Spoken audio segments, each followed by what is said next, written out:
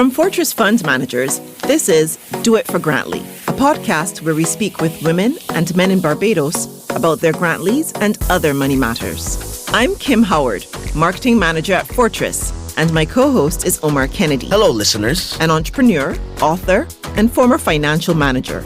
In today's episode, No One Wants to Work Forever, we're pleased to have René Delmas, longtime pension planning expert and pension director at Fortress. Today, we'll discuss pensions. How early should you start? Is there more than one way to successfully plan for retirement? Are there different options for business owners offering pension plans to their teams? It's definitely a packed episode. And as always, we appreciate you taking the time to listen to us. So let's get to it. Financial security doesn't grow on trees. It's built brick by brick with smart investments and a strong partner. To retirement, education, and whatever your future may hold, we say bring it on. At Fortress Fund Managers, we're not afraid of the hard work, long hours, or steady saving, just like you aren't. We know better than anyone that you can't just hope for good luck. Call Fortress Fund Managers on 435-7777 to build your personal fortress. Your future, our business. Fortress. Hello, welcome to Do It for Grantley. We're here with our 15th episode, No One Wants to Work Forever. I'm Kim Howard. And I'm Omar Kennedy. And today we have with us René Delmas from Fortress Funds Managers. Good morning, everybody. Glad to be back. Good to have you, René. Today we want to talk a little bit about pensions because, as I said, the title of this episode is No One Wants to Work Forever. And René's the pension boss. Exactly, the absolute pension boss. I think René's been working in pensions now for something like 30 years? 30 plus years, yes. All right. So, and he's not been doing this as a retired person. He's been doing this helping people to fund their futures for a positive and good retirement. So before we get into all of that, I just want to tell you a little bit about Fortress Fund Managers. Fortress is a mutual fund company based in Barbados. We've been established since 1996, and we offer mutual funds to both individual and organizational investors. And that is all that we do. We make sure that we provide you with those solutions that will help you fund your future in both Barbados and US dollars through a number of mutual funds based in markets across the world. Omar will tell you a little bit more about what mutual funds are. A mutual fund is a fantastic investment product. It's one of my favorites, actually. It pulls together money from investors, yourself, myself, and puts it in one big pot. So you're not investing by yourself. You're investing with a lot of other persons who've put their money down in this pool, and then it's invested all over the world in different stocks, bonds, countries. And because you are investing in so many things, you can be invested in hundreds of these different types of instruments. You're not putting all of your money in one basket. It works on the principle of diversification, and that way you can maximize your returns while minimizing your losses. Which is always a good thing that you'd want to do. Absolutely. This is episode 15. And so that means that we have at least another 14 episodes that you can listen to. If you've not listened to them before, you can catch up on our website or on any of your favorite podcast apps. We've actually touched a little bit on retirement before in our first season, so you can check that out as well. I believe that episode was delayed gratification. Yeah, that delay was on purpose. Yes, it was. We rehearsed that. So, René, thank you for being here. You were with us on that episode, as well as another one called Not at the Dinner Table, where we talked about families and talking to your children and your family as a whole about money and money matters. Now, one of the most common questions we hear about retirement is just how early should you begin? Is it ever too early to begin? Oh, I always like the answer to this question, Kim. There's never a right age, or early age, or a late age. Is it any age? Obviously, the earlier you do so, the better for you, because you have a much longer time. The benefits of compound interest, if you remember school days, will work very well for you. But for whatever the circumstances, if you find yourself at 40 and haven't done it, well, you start at 40. But there's never early or too late age to start. You just start. Okay. And you said something about compound interest. So remind us again exactly how that would play into things in this scenario. Compound interest is one of these great mathematical concepts, basically, that works like interest on top of interest. So you invest, your principal grows with interest, and you keep that lump sum invested, and interest just keeps piling on and piling on and piling on. So for example, then, if you had $100 1 year and you had a 10% return on it, it goes to 110. You got 10% interest, and then if you get 10% on that 110 again, you may get $11 interest instead of $10 interest. Is that how it works? Exactly. Okay, good. So you're getting the interest not only on the principal, but on the interest already accumulated on the principal previously, and on it goes. All right. So just how much do we need to enjoy a happy retirement? You said it's never too early or too late to start. But what is it? What would be the ideal figure that we need to live a happy retirement? That's a very difficult question, Kim, because each of us are different. We bring different scenarios to the table, be it age, be it how much we earn, how much we've accumulated. But let me just say, I think everything is relative. I remember growing up, and when you spoke about $1 million, that was an awesome amount of money. That could last you a lifetime. Today, yes, obviously it depends on how much you live. But I think each person, it depends where you are in your stage of life, what expenses you have, what you've accumulated. But I would say if you're starting out for the first time and you want to start accumulating, I think you need to start looking at least 10 to 15% of your income. But yes, if you have now reached retirement age and you have $1 million, it can work. If you had $500,000, it can work. Obviously, the more you have, the better. But how do you get to that fund? You got to start accumulating while you are working. You're not going to go into the bank and ask for a loan for retirement. You're not going to get it. You got to do it in your productive life.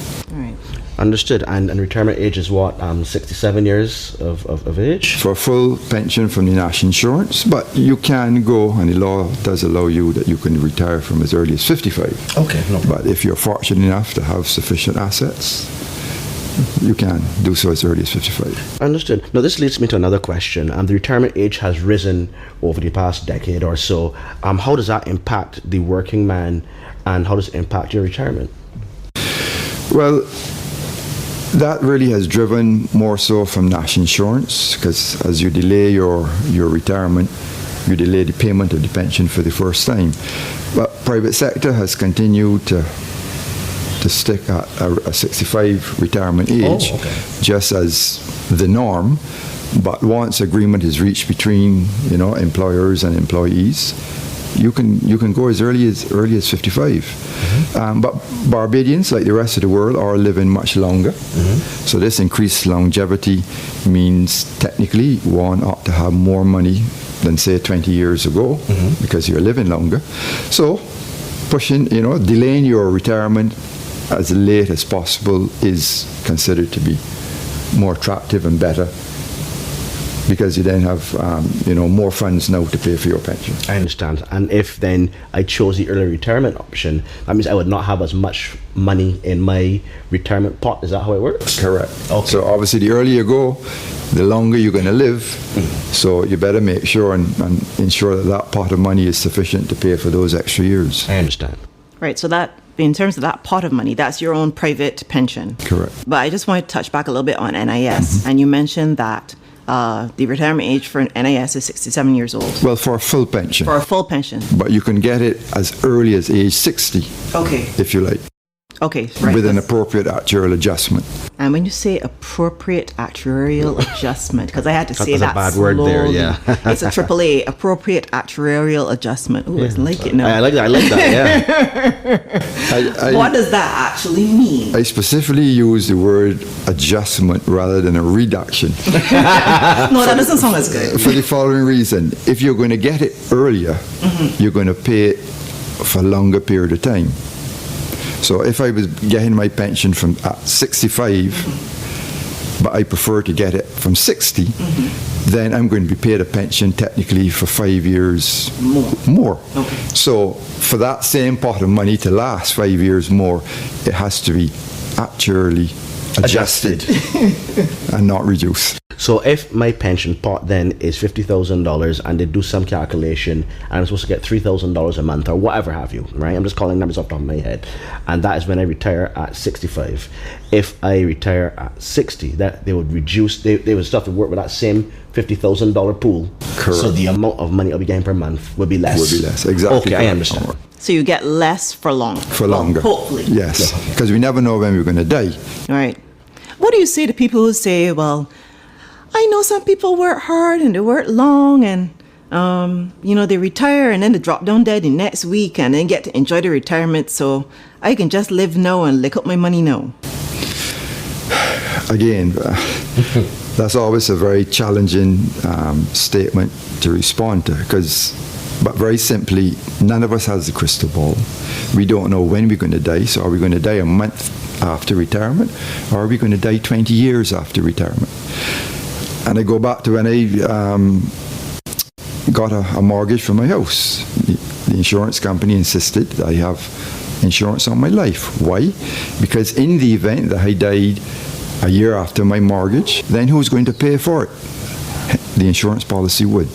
So because we don't know when we're going to live, when we're going to die, we need some kind of insurance. And all things being equal, the average person will live to age 80, 85, longer for some. Mm-hmm. Hence, we need a retirement plan, a retirement pot of money.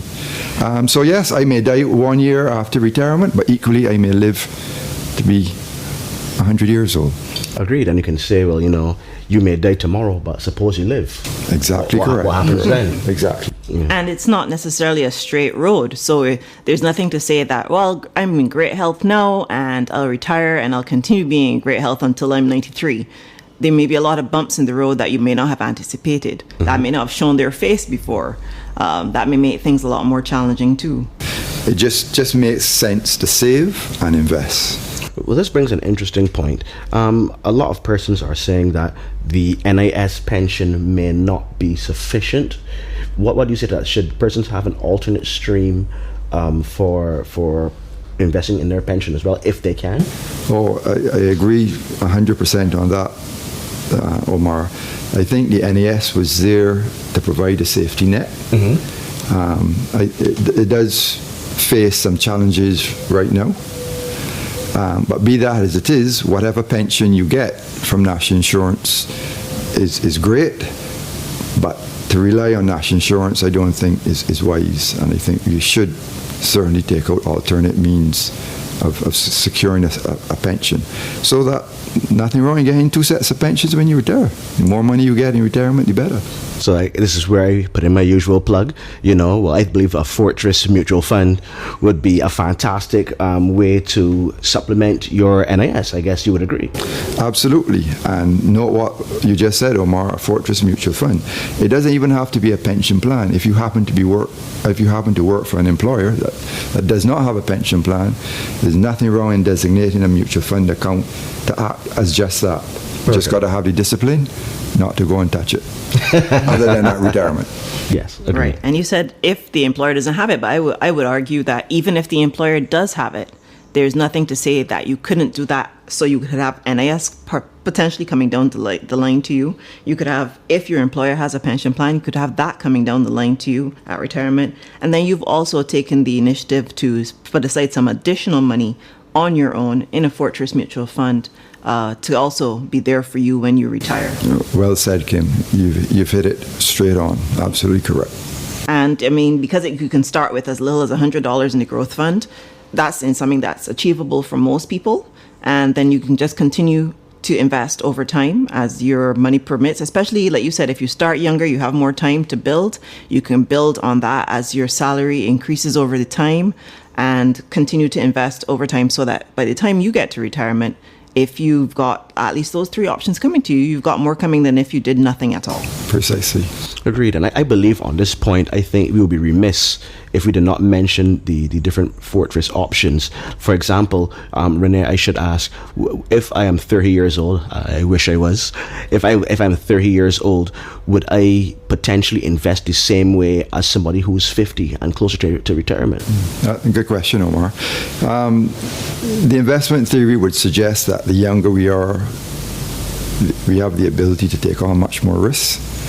And we can do that, especially in the investment world, by buying more into equities, which have the potential to give you much higher return. As a stock. As a stock, yes. Whereas as we get closer to retirement and we exit in the world, or the work world, World of work, yeah. we tend to scale back on our risks because, we now need income, and that tends to lead people to take less investment risk and invest more in fixed income securities. So different lifestyles will dictate generally what different types of investments one should invest in. Okay, so what does Fortress have in these two realms? Well, we do actually have the two basic assets, which are equities or stocks, which is got our mutual fund called the Fortress Caribbean Growth Fund, and the fixed income, which is the Fortress Caribbean High Interest Fund. Okay, so let me make sure I got this right. So if I'm younger, I have the ability to take on more risk. So if I'm younger, I may potentially want to invest in the growth fund.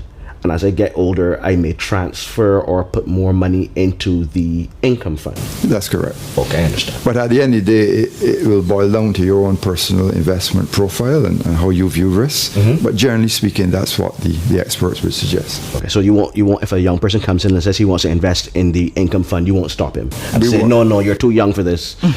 So you need to be in the. Okay, fine, I understand. But I think Fortress has a simpler way of sorting that out for you, which is that through the pension fund that René is responsible for administering, they've created a number of options that divide up that balance between equities and bonds and fixed income so that it's more applicable to respective ages. René, could you elaborate on that a little bit? Yeah, and that's correct, Kim.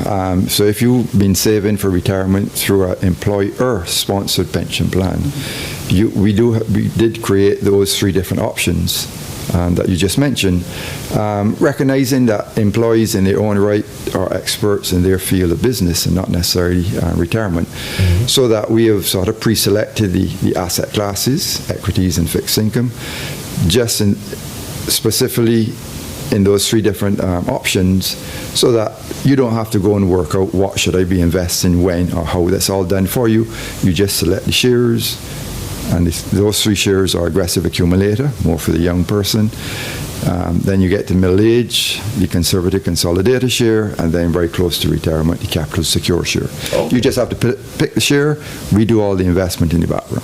Right, and so the capital secure, so you're saying that's close to retirement. That one is more invested in the fixed income. Right, and then so the opposite end of that would be the aggressive accumulator, more invested in the equities. Okay. Cool. I see we like A's here, the aggressive accumulator. I know. What was the other thing?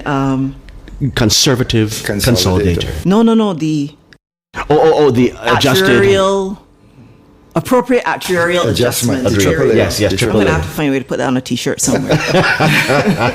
Accountants would love it. I think they probably would. Maybe they should pay me.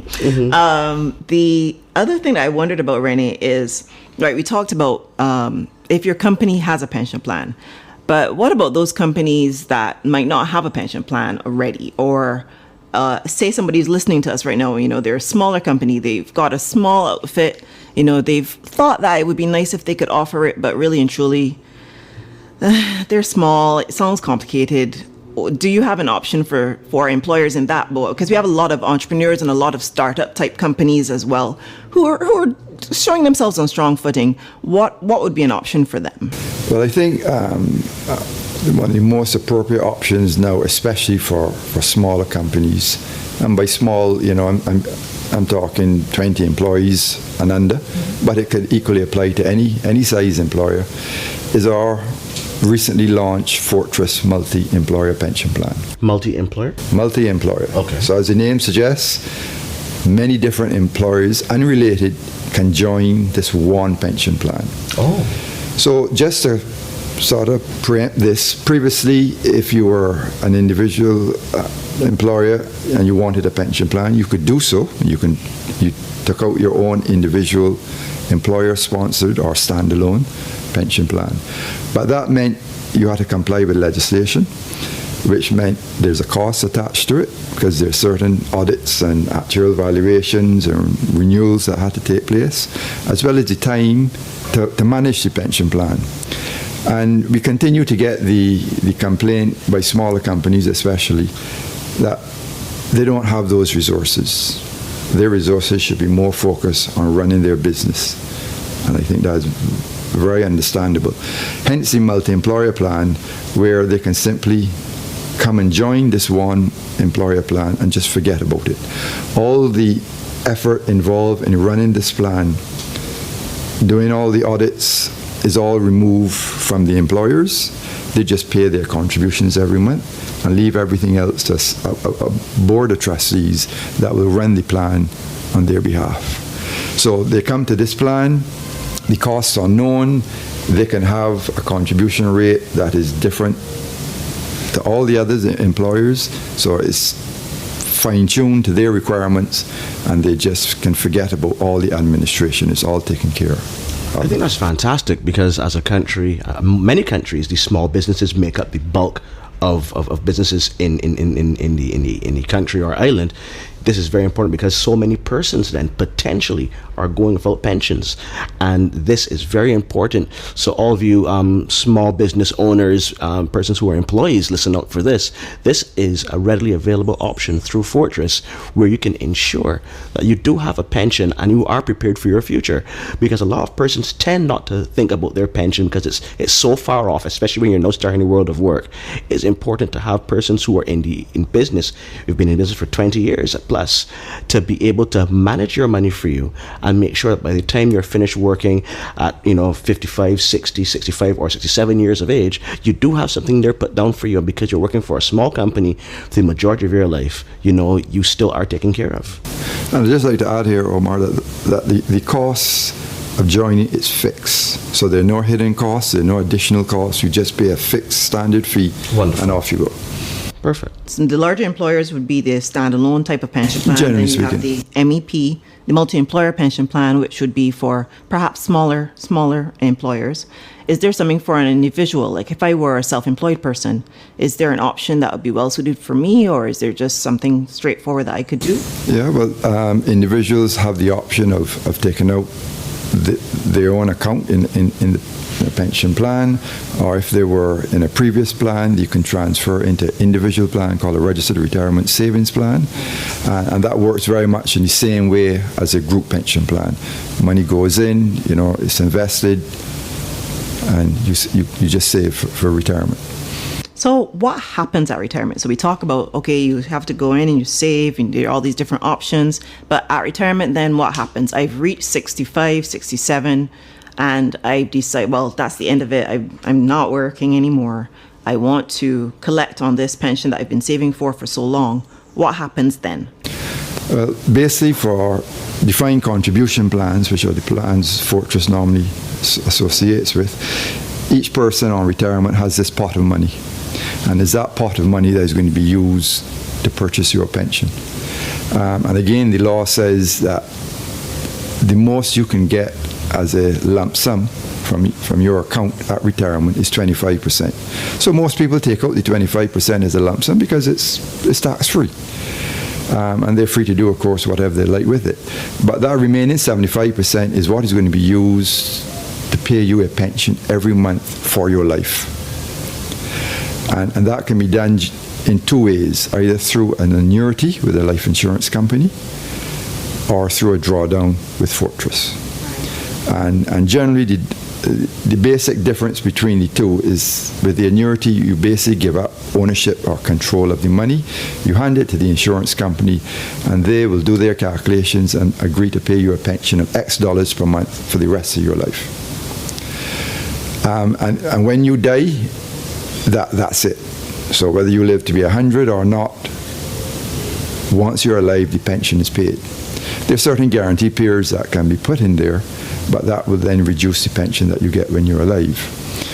With the drawdown, the difference is that there's no guarantee of the quantum of pension you will be paid.